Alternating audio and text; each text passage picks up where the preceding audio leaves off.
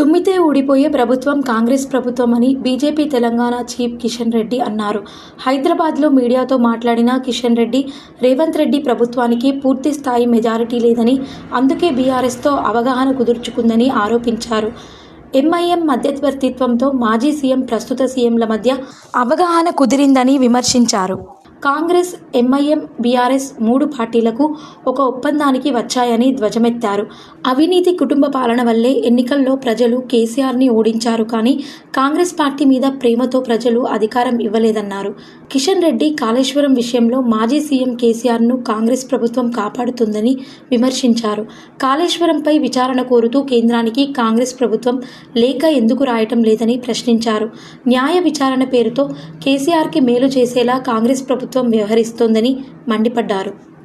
Kaleshwaram project కట్టే ముందు ఎలాంటి భూ పరీక్షలు చేయలేదని, ఈ విషయాన్ని కాంగ్రెస్ ప్రభుత్వం కూడా గోప్యంగా ఉంచుతుందని, ఊచలు లెక్క పెట్టాల్సిన కేసీఆర్ని కాపాడుతుందంటూ తీవ్ర వ్యాఖ్యలు చేశారు కిషన్ రెడ్డి.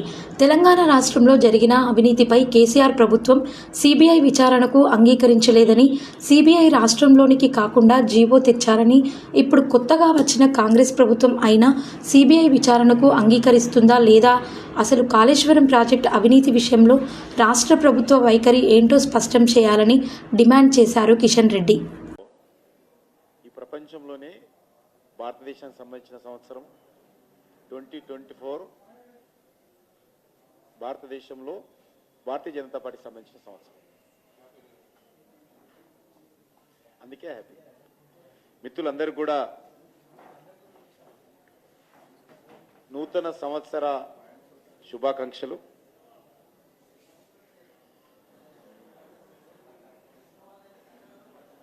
మనమందరము గర్వపడే విధంగా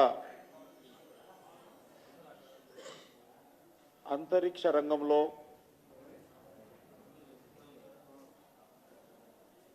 నూతన ప్రయోగాలకు జనవరి 1న వేదిక కావడము, నిన్న జరిపినటువంటి ప్రయోగం విజయవంతం కావడము, ప్రయోగాలకు జనవరి 1న నూతన ఉత్తేజాన్ని నింపడము, ఇస్రో ఒక సరికొత్త రికార్డు సృష్టించడం జరిగింది. ఇది మనకందరూ తెలుసు. ఈ సంవత్సరము గగనయాన్ సంవత్సరం. 2021లో అమెరికా ఈ తరహా ప్రయోగం చేపట్టడం జరిగింది.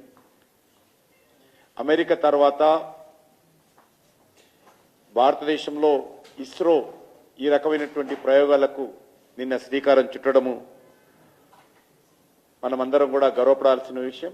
నేను ఈ సందర్భంగా ఇస్రో శాస్త్రజ్ఞులకు తెలంగాణ ప్రజానీకం తరఫున హృదయపూర్వకమైనటువంటి శుభాకాంక్షలు తెలియజేస్తా ఉన్నాను, అభినందనలు తెలియజేస్తా ఉన్నాను.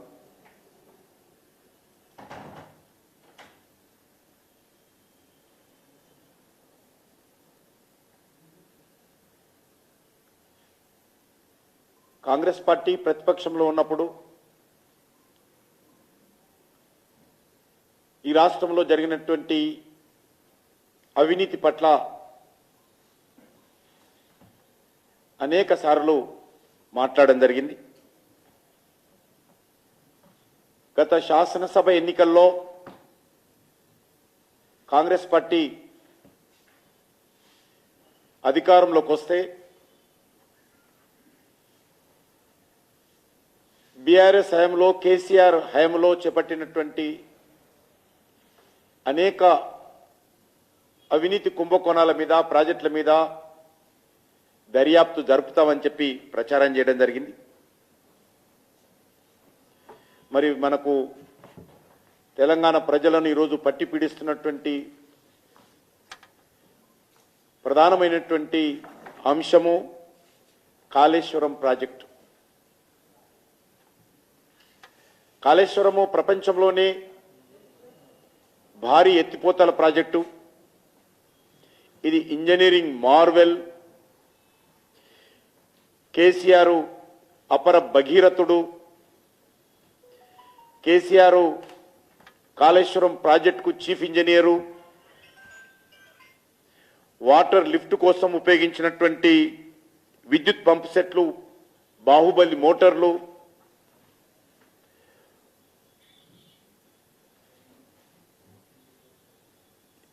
ఏడు బుర్జు ఖలీఫాలకు సమానమైనటువంటి కాంక్రీటు ఈ యొక్క కాళేశ్వరంలో వాడడం జరిగింది. 15 ఈఫిల్ టవర్ల నిర్మాణానికి సరిపడేటువంటి ఉక్కు కాళేశ్వరం ఇరిగేషన్ ప్రాజెక్టులో ఉపయోగించడం జరిగింది. డిస్కవరీ ఛానల్లో కోట్లాది రూపాయలు ఖర్చు పెట్టి కేసీఆర్ చీఫ్ ఇంజనీర్గా కట్టినటువంటి ప్రాజెక్టు గురించి పొగుడుతూ డాక్యుమెంటరీల ప్రదర్శన, గిన్నిస్ రికార్డులు,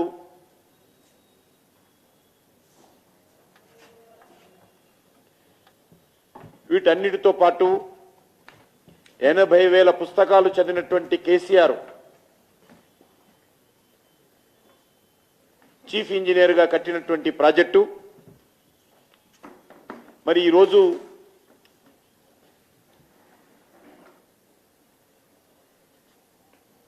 కాళేశ్వరం ప్రాజెక్టు భవిష్యత్ ఏంటి, తెలంగాణ ప్రజల భవిష్యత్ ఏంటి, కాళేశ్వరం కోసం కట్టినటువంటి 1,00,000 కోట్లు ఏమైనట్టు,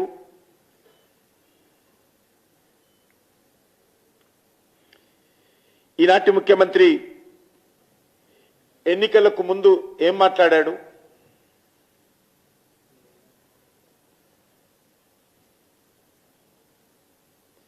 ఇవన్నీ కూడా ఈరోజు తెలంగాణ ప్రజలు ఆలోచన చేయాల్సిన అవసరం ఉంది. కేసీఆర్ ప్రభుత్వం ఉపయోగించినటువంటి ఇంజనీరింగ్ కాస్త రీ ఇంజనీరింగ్ కాస్త రివర్స్ ఇంజనీర్గా మారిపోయింది. ఈరోజు మేడిగడ్డ ప్రాజెక్టుకు ఏదైతే కాళేశ్వరంకు లైఫ్ లైన్గా ఉందో మేడిగడ్డ కుంగింది, అన్నారం బ్యారేజీ గ్యారెంటీ లేకుండా పోయింది. ఈరోజు కాళేశ్వరం ప్రాజెక్టు తెలంగాణ ఇమేజ్ను పూర్తిగా గోదావరి పాలు చేశారు.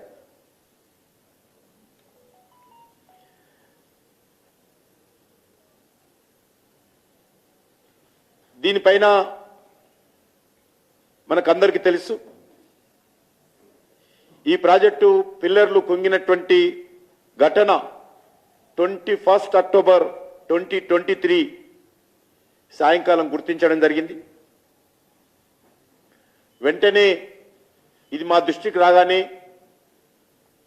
కేంద్ర జలశక్తి మంత్రికి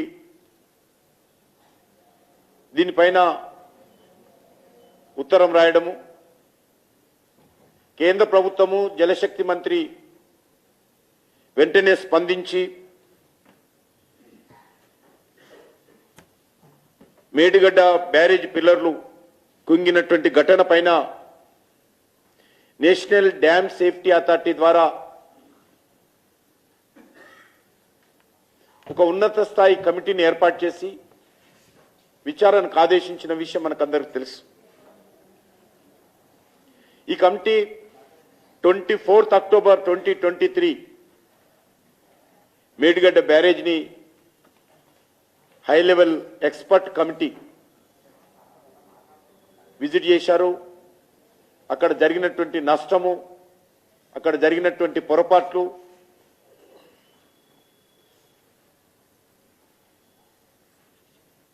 వాళ్ళు సందర్శించడం జరిగింది. అదేవిధంగా 25 అక్టోబర్ నెక్స్ట్ డే కూడా హైదరాబాద్లో అనేక మంది ప్రముఖులను, రాష్ట్ర ప్రభుత్వ ఉన్నతాధికారులను కలిసి ఒక అవగాహనకు వచ్చిన తర్వాత మరింత విశ్లేషణ చేయాల్సిన అవసరం ఉంది. దీనిపైన ఒక 20 అంశాలపైన నేషనల్ డ్యామ్ సేఫ్టీ అథారిటీ మరిన్ని వివరాలు కావాలని రాష్ట్ర ప్రభుత్వాన్ని లిఖితపూర్వకంగా అడగడం జరిగింది. కానీ దురదృష్టం ఏంటంటే ఈ రోజు వరకు కూడా రాష్ట్ర ప్రభుత్వం నుంచి నేషనల్ డ్యామ్ సేఫ్టీ అథారిటీ అడిగినటువంటి 20 అంశాలపైన ఏ రకమైనటువంటి వివరాలు అందజేయలేదు. 20 అంశాలలో 11 అంశాలకు మాత్రమే అరకొర సమాధానాలు ఇచ్చారు.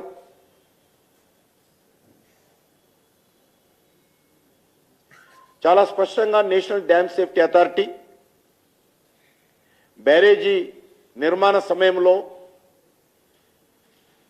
చేయాల్సినటువంటి ప్రాపర్ ఇన్వెస్టిగేషన్ కానీ, సాయిల్ టెస్ట్ కానీ, ఎన్వైరన్మెంటల్ టెస్ట్ కానీ చేయలేదనే విషయము national dam safety authority committee వెల్లడించడం జరిగింది. రాష్ట్ర ప్రభుత్వము కావాలని ఆ వివరాలన్నీ గోప్యంగా ఉంచుతుంది, దాచిపెడతా ఉంది.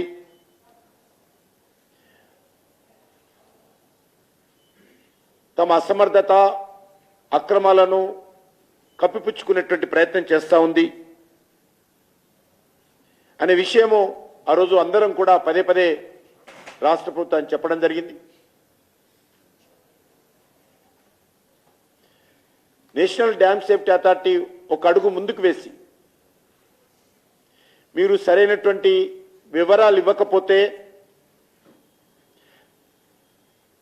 ప్రాపర్ గైడెన్స్ మేము ఇవ్వలేకపోతాము,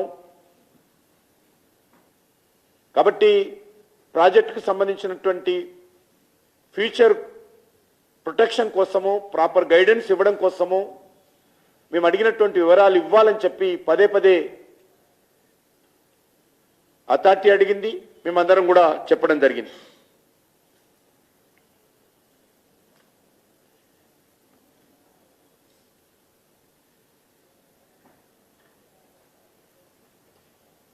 దురదృష్టం ఏంటంటే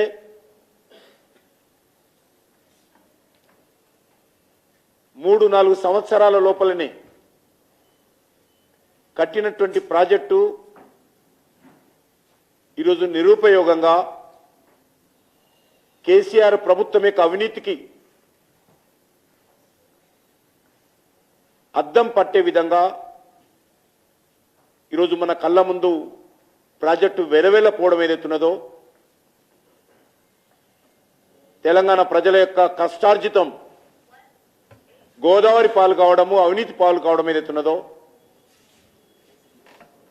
ఇది చాలా తీవ్రమైనటువంటి అంశంగా ఈరోజు తెలంగాణ ప్రజలు భావిస్తా ఉన్నారు.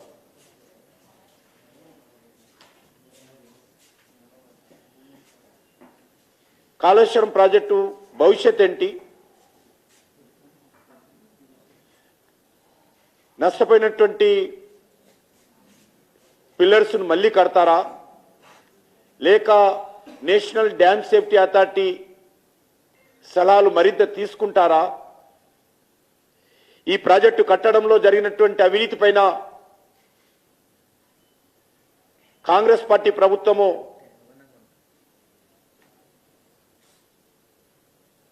ఎందుకు ఊచలు లెక్క పెడతా ఉంది? పదే పదే ప్రతిపక్షంలో ఉన్నప్పుడు ముఖ్యమంత్రి గారు కాళేశ్వరం ప్రాజెక్టు పైన మేము మాట్లాడినప్పుడు కేంద్ర ప్రభుత్వం ఏం చేస్తుంది, మోడీ గారు ఏం చేస్తున్నారు, కిషన్ రెడ్డి ఏం చేస్తున్నాడు అని పదే పదే రేవంత్ రెడ్డి గారు మాట్లాడారు. మా ఛానల్ ని లైక్ చేయండి, షేర్ చేయండి, సబ్స్క్రైబ్ చేయండి. మరిన్ని అప్డేట్స్ కోసం పక్కనే ఉన్న బెల్ బటన్ నొక్కండి.